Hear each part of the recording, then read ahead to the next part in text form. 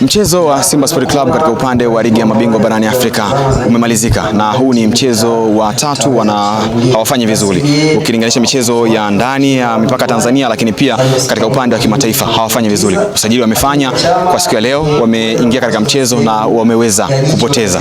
Kipi ambacho Simba Sport Club bado anahangaika nacho katika upande wa plani za kwenda kupata ushindi katika michezo mbalimbali ambao wanakuwa wanacheza? Of course ningependa kumpongeza Simba kwa kile alichokifanya, lakini kuna some of the mistakes ameweza kuzifanya, lakini katika football tunajua kuna matokeo matatu: kuna kupoteza, kuna kushinda na kudraw.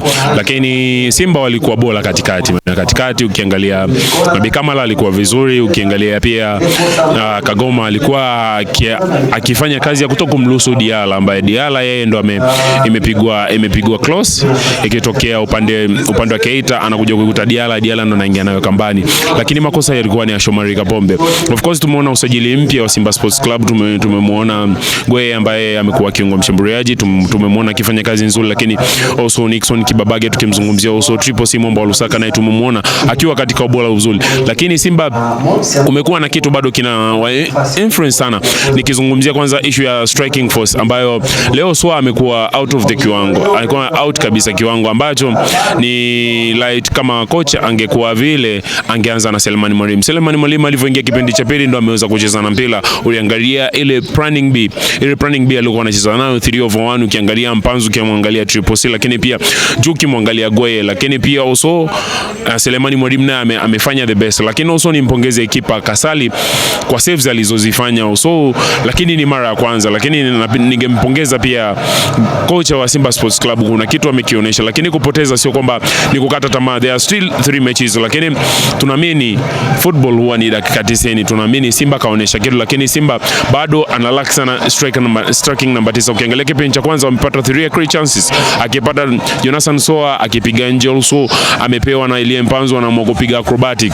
Lakini pia Simba, kocha wa Simba kuna kitu bado inabidi akifanye katika influence. Scouting bado haijakaa vizuri, lakini kuna scouting imekuja kwa kubalia wachezaji. Lakini Richa hivyo ukiangalia naweza kumsifu kocha. Ameamua kumleta Nixon Kibabage baada ya replacement ya Antonio Mligo alivyokuwa akicheza. Mligo alikuwa akionekana akipress sana, lakini pia tumeangalia uingizo jipya wa Nixon Kibabage kutoka Singida Black Stars, ndio tumeona akifanya vizuri. Huenda kama Nixon Kibabage akiendelea vile itakuwa ni bora sana, lakini kwangu mimi mtu aliyekuwa bora katika game ya leo naweza kusema ni Reshane De Lok. Tumemwona pia akimkaba Diala baada ya kuona Diala ameruhusu goli dakika 21, lakini Reshane De Lok ameamua kukaa naye mpaka starting, mpaka kocha anakuja kumtoa, anaamua kumuingiza lolini. So Simba Sports Club wamekuwa bora zaidi kuliko Esperance de Tunis.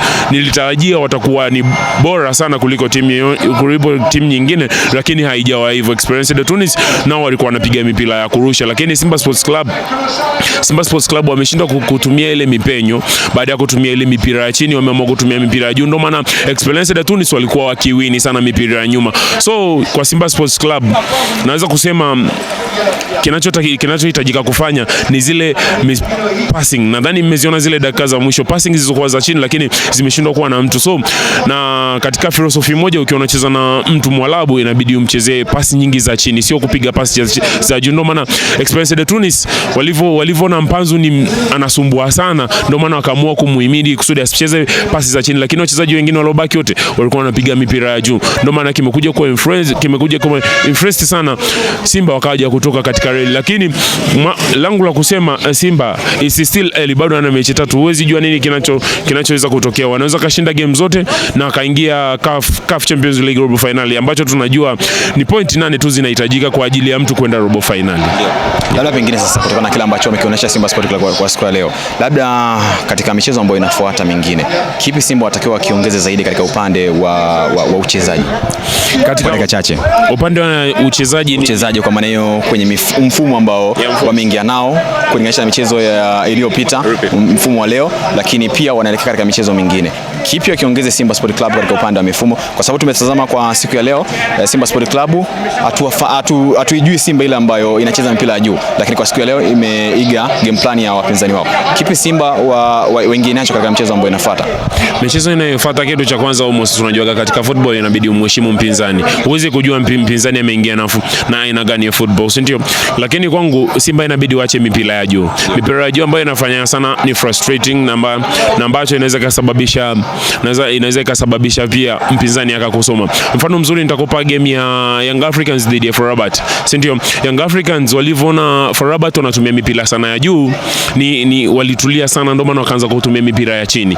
Lakini mpira wa juu ulikuja kutokea baada ya Mdathiri ya kumpa Prince Dube, si ndio? Tukiachana na hiyo nitakupa Simba 2020, ukimtazama Larry Boria, ukimtazama Medi Kagere, ukimtazama Ruiz Mixon, ukimtazama pia Francis Kahata na Didier Gomez da Rosa, ni kikosi ambacho kilikuwa kikipiga pasi na kikifika rangoni ni walikuwa wakifanya vile. So nadhani Simba inabidi watulie, waangalie mechi zilizopita, watulie na kocha wao, si ndio? Waangalie mechi zilizopita. Licha ya hivyo, tayari wana kocha wa pili katika makundi, si ndio? Ambaye alianza Fadlu Davis anakuja kuondoka, anakuja coach mwingine na anakuja coach mwingine. So inabidi coach atazame ile misimu, kipindi Simba anaingia mara 4 mfululizo robo finali. Kwa hiyo ndicho anachokifanya. Lakini kitu cha kwanza, dirisha la usajili bado haijaisha, si ndio? Inabidi atafute striking force. Tayari namba 10 wana Eric Mpanzo, si ndio? Utamzungumzia Triple C pia, si ndio? Uwezi acha pia kumzungumzia Kibabage pia. Kibabage anaweza kacheza kama back, pia anaweza kacheza kama wing.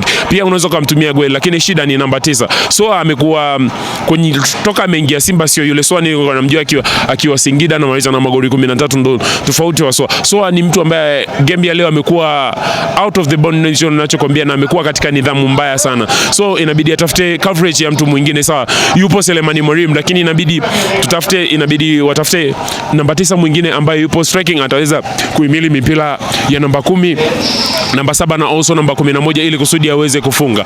Also pia kiungo kwa upande wa kiungo mshambuliaji anayepeleka mashambulizi bado also tulimtarajia Nabi Kamara, lakini Nabi Kamara tunajua mpira pia unaweza kumkataa, lakini coach alikuwa amezoea Kante ndo anakuja kucheza namba 8. But also unaona kwamba inabidi tutafute replacement ya vitu vingine ili kusudi kila kitu kiwe juu. Lakini kitu cha kwanza kuheshimu mpinzani, kitu cha pili ni kucheza mipira ya chini, lakini kitu cha tatu inabidi aende through back, si ndio?